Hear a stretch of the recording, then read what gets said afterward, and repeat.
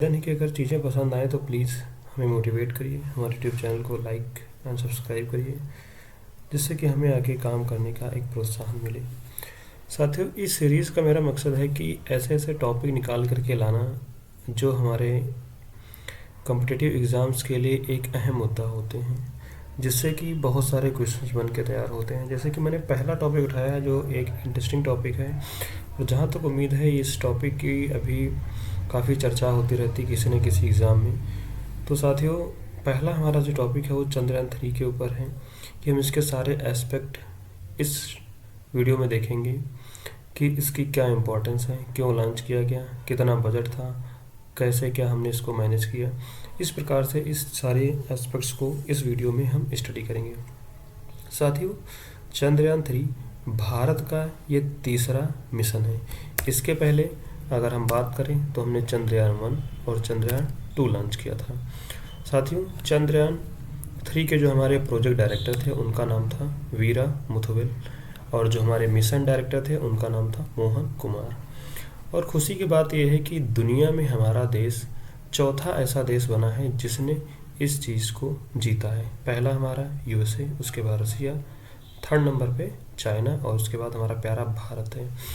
इस प्रकार साथियों, अगली स्लाइड हम देखते हैं कि हम ब्रीफ हिस्ट्री की बात करें तो पहला जो हमारा चंद्रयान 1 लॉन्च हुआ था, इसका बजट हमारा 386 करोड़ का था, और ये अक्टूबर 2008 में साथियों लॉन्च किया था। इसका ऑब्जेक्टिव क्या हमारा था? मिनरल्स के बारे में देखना हुआ, वाटर मॉलिक्यूल्स के बारे में देखने के लिए। और सबसे खुशी की बात यह है कि चंद्रयान 1 पहले अटेम्प्ट में ही सक्सेसफुल रहा, और पहले अटेम्प्ट में इसने ये डिस्कवरी की कि चंद्रमा पर जो है पानी के रिसोर्सेज हैं। इसके लिए वहाँ पर वाटर के रिसोर्सेज उसने डिस्कवर किए, जो कि आज तक किसी मिशन ने नहीं एक्सप्लोर किया। ये हमारे लिए गर्व की बात है।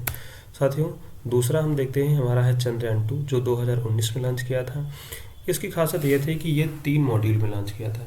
इसका एक ऑर्बिटर था, एक लैंडर जिसका नाम विक्रम था, एक रोवर जिसका नाम प्रज्ञान था। ऑर्बिटर का काम यह था कि ये चंद्रमा के चारों तरफ हमारे घूमता और उससे उतनी इमेजेस खींच करके हमारे स्टेशंस को भेजता जहाँ से हमें उसके बारे में जानकारी प्राप्त होती।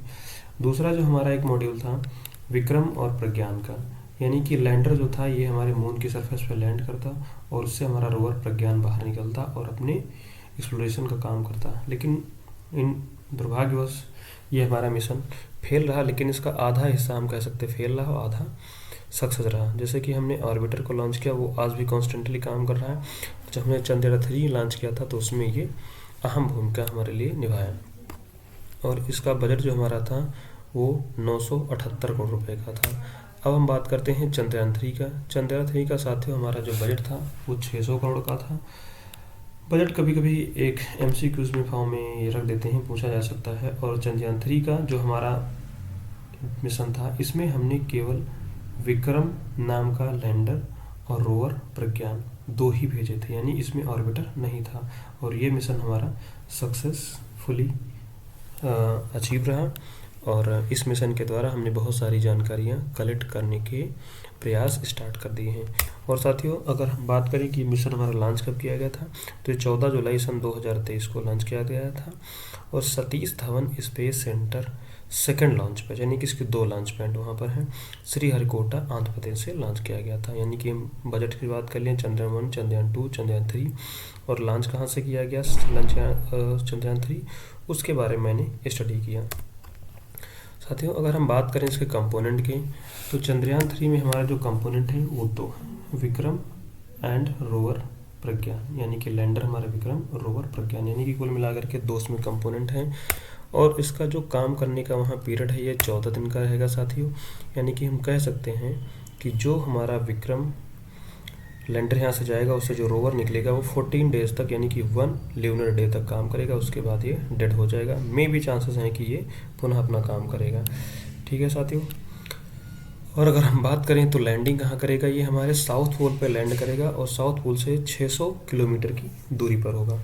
अगर हम इसके प्रपल्सन मॉड्यूल की बात करें, तो ये प्रपल्सन मॉड्यूल जो होता है, इसका काम क्या होता है कि अगर हम कोई यहाँ से अपना रोवर भेज रहे हैं तो उसको एक मॉड्यूल के थ्रू भेजते हैं, जिससे कि उसको एक प्रोपल्सन मॉड्यूल के थ्रू एक थ्रस्ट मिलता रहे। उस थ्रस्ट का काम क्या होता है, घटाना बढ़ाना, यानी कि उसकी ट्रैजेक्टरी, उसकी स्पीड को कम करके, ताकि उसकी आराम से हम लैंडिंग कर सकें। साथियों, अगर हम बात करें एस्पेक्ट्स के कि आखिर इसकी हमें ज़रूरत पड़ी क्यों और इसकी हम स्टडी क्यों ऐसा करना चाह रहे हैं, तो उसके कई सारे हमारे रीज़न हैं। पहला जैसे हम बात करें तो एक हमारा ल्यूनर क्वेक होगा, जैसे हमारे ज़मीन पर होते अर्थक्वेक। हाँ, ये बात मानी गई है कि ल्यूनर क्वेक्स जो हैं वो वहाँ पर आते हैं, लेकिन इसकी वजह क्या है। जैसे हमारे यहाँ धरती पर क्या है, टेक्टोनिक प्लेट्स हैं, तो टेक्टोनिक प्लेट्स जब आपस में टकराती हैं तो यहाँ पर अर्थक्वेक की घटना घटती है। लेकिन मून पर ऐसा कुछ नहीं, वहाँ टेक्टोनिक प्लेट्स नहीं हैं, तो टेक्टोनिक प्लेट्स ना होने के बावजूद भी वहाँ पर अर्थक्वेक्स आते हैं, यानी कि ल्यूनर जो तुम्हारे लाइनर जो क्वेक्स होते हैं वो आते हैं। अब बात करें हम यहाँ पर हमारे जो क्वेक्स, मून क्वेक्स या लाइनर क्वेक्स हमारे कितने हैं, तो ये हमारे टोटल 3 टाइप के हो गए। पहला हो गया हमारा डीप, अगला हो गया मीटेरोइड, अगला हो गया सेलोज। यानी मीटेरोइड की हम बात करेंगे, जैसे कभी कभी क्या होता है कि जैसे धरती पर हमारी मीटेरोइड आते रहते हैं और वो टकराते हैं कभी कभी। जैसे कि हमारे यहाँ एक महाराष्ट्र में लोनार नाम की झील है जो कि एक मीटेरोइड से बनी हुई है। इसी प्रकार से यहाँ पर भी ये जब टकराते तब आते हैं। डीप क्वेक्स हो गए, इन्हीं से जो बनते हैं। फिर एक सैलो क्वेक्स हो गया। दूसरी चीज़ हम इसकी थर्मल प्रॉपर्टी की स्टडी करेंगे कि आखिर इसका टेम्परेचर क्या है, हमारे जो मून की सरफेस का टेम्परेचर क्या है, इसका प्लाज्मा क्या हो, जैसे हमारी अर्थ के अंदर का है, इसके ऊपर की क्या है, और इसके टेम्परेचर को मेजर किया जाएगा कैसा क्या है। और measuring distances between earth and moon, accurate एक डिस्टेंस को मेजर करने का काम किया जाएगा अर्थ और मून के बीच में। और मिशन की हमारी जो लाइफ होगी, the most important fact is ये 14 डेज़ की होगी, यानी कि हम 14 दिन तक के लिए ये मिशन हमारा जीवित रहेगा और ये काम करेगा। August 23 of every year as a national space day. और जिस दिन हमारा मिशन लैंड किया था, यानी कि लैंडिंग की डेट थी हमारी 23 अगस्त सन 2023, इसी दिन को भारत सरकार ने नेशनल स्पेस डे डिक्लेयर कर दिया था। ये हमारे एक गर्व की बात है। साथियों, अगर हम बात करें भारत के जो लूनर मिशन लॉन्च किया गया था, इसके इम्पोर्टेंस की कि यानी कि लूनर साउथ पोल, इसकी हमारे लिए क्या इम्पोर्टेंस है, तो जैसे कि हम देखना चाहें, ये टॉपिक्स जो हैं हमारे मेंस आंसर राइटिंग में भी काम आ सकते हैं, वन लाइनर फॉर्म में भी काम आ सकते हैं, और एक टॉपिक को एक्सप्लेन करने की भी फॉर्म में काम आ सकते हैं। इसलिए साथियों, जो चीज़ें आपको सही लगे उनको आप नोट डाउन करते चले जाइएगा, और बाकी एक्सप्लेन तो हम कर ही रहे हैं आपके समक्ष। वास्टली डिफरेंट कहने तात्पर्य ये है कि वहाँ पर हमारा मेन काम क्या होगा, टरेन को देखना कि वहाँ की कैसी हमारी लैंड है, ठीक है, ऊंची नीची किस प्रकार की, इन सारी चीज़ों को। दूसरा हम देखेंगे वाटर आइस डिपॉजिट्स कि वहाँ पर वाटर के डिपॉजिट्स हैं या नहीं हैं, ये तो पहले भी क्लियर हो चुका। लेकिन एक वाटर रिसोर्सेज की फॉर्म देखने की कोशिश करेंगे, क्या कितनी अमाउंट में कितने हो सकते हैं, इस प्रकार से। और साइंटिफिक एक्सप्लोरेशन के लिए, यानी कि अगर हम बात करें इसके फीचर्स की स्टडी करेंगे, क्या इसकी टरेन हमारे यूज़फुल हो सकती है। कंटिन्यूस सनलाइट, यानी कि एक चौथा जिसको पॉइंट है, ये थोड़ा सा एक इंटरेस्टिंग पॉइंट मुझे लग रहा है। कंटिन्यूस सनलाइट, जैसे कि some areas near lunar south pole, यानी कि लूनर साउथ पोल पे ये देखा गया है कि कुछ ऐसे एरियाज़ हैं जहाँ पर, बात समझ पा रहे हैं, जहाँ पर सनलाइट 24 आवर्स, यानी हम कह सकते हैं कंटिन्यूस रहती है। यानी कि ये हमारे लिए एक सोलर पावर जनरेशन का सोर्स हो सकता है। As well we develop our technology, जैसे जैसे हम आगे बढ़ते चले जाएंगे उस प्रकार से।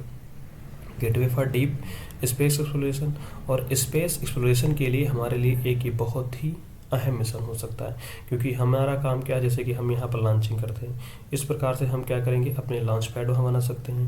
जैसे जैसे हमारी टेक्नोलॉजी बढ़ेगी, इस प्रकार से हम स्पेस को और ज़्यादा गहराई से खोजबीन कर सकते हैं, रिसर्च कर सकते हैं, और ये हमारे लिए एक इंटरप्लेनेटरी टेक्नोलॉजी डेवलपमेंट करने का एक मौका होगा।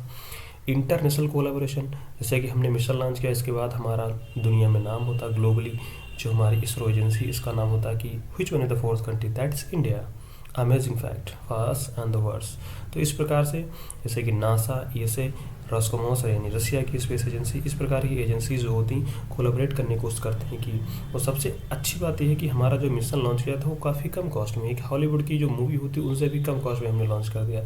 तो इनके भी लिए एक सरप्राइजिंग होता है कि हम बिलियंस में खर्च करते हुए इंडियंस उनका हाफ क्या, उनका 10% 15% में ही एक्सपेंडिचर से अपना लॉन्च कर देते हैं। That is amazing fact for them. और एक कॉमर्शियल अपॉर्चुनिटी, यानी कि हमारे पास एक टेक्नोलॉजी डेवलप हुई, और ये हम जान रहे हैं कि समय जैसे जैसे बढ़ता चला जा रहा है वैसे वैसे स्पेस मार्केट का साइज बढ़ता चला जा रहा है, क्योंकि हमें पता है इंटरनेट की दुनिया, एआई की दुनिया में जैसे जैसे हम आगे बढ़ेंगे वैसे वैसे हमें इंटरनेट टेक्नोलॉजी ज़रूरत पड़ेगी, और इस टेक्नोलॉजी के लिए हमें स्पेस की आवश्यकता पड़ेगी, कंटिन्यूस सैटेलाइट लॉन्च करने की आवश्यकता पड़ेगी, और चैलेंजेस तो बढ़ते रहेंगे। इस प्रकार से हम कह सकते हैं कि हमारे लिए एक कॉमर्शियल अपॉर्चुनिटी का भी रास्ता ये मिशन ओपन करता है साथियों।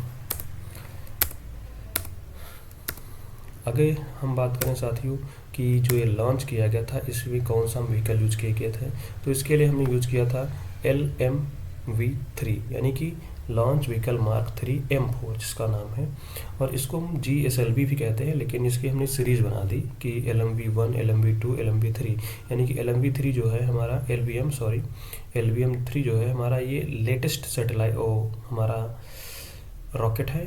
भारत के पास जो अगर जब तक का अगर हैवीएस्ट हम रॉकेट की बात करें तो हमारे पास LVM3 है, जिसको हम बाहुबली के नाम से भी कहते हैं, जो कि चंद्रयान 2 के लॉन्चिंग के टाइम पर यूज़ किया गया था, काफ़ी चर्चा में रहा। इसको हम दूसरे नाम से बुलाते हैं जिसका नाम है GSLV MK3, यानी कि GSLV mark 3 geosynchronous satellite launch vehicle mark 3, यानी कि जियो सिंक्रोनस सैटेलाइट वो सैटेलाइट होते हैं जो कि हमारी अर्थ से 36,000 किलोमीटर की ऊंचाई पर स्टेशन किए जाते हैं। तो अगर हम बात करें GSLV MK3 is India's most powerful rocket, यानी कि भारत का अगर सबसे शक्तिशाली रॉकेटों की में से बात की जाए तो उसमें सबसे ज़्यादा शक्तिशाली हमारा रॉकेट कौन सा है ये, और इस रॉकेट का यूज़ हम चंद्रयान 2 में भी किए थे। साथियों आगे ज़्यादा कुछ खास नहीं है, जो कुछ इंपॉर्टेंट एस्पेक्ट थे हमने आपके समझ तक दिए हैं, वरना निकालने क्या है इसके बहुत सारे मॉड्यूल्स हैं, ये हैं वो हैं, तो उनमें हमें ना पढ़ करके अपने मेन चीज़ों को समझ करके एक्सप्लेन करके रख दिया।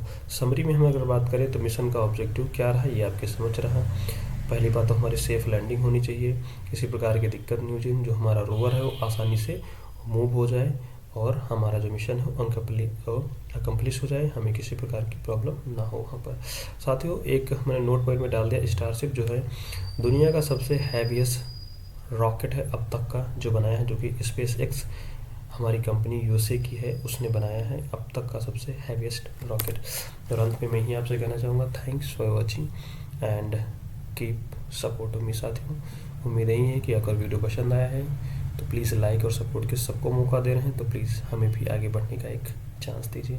तब तक के लिए साथियों जय हिंद, नमस्कार।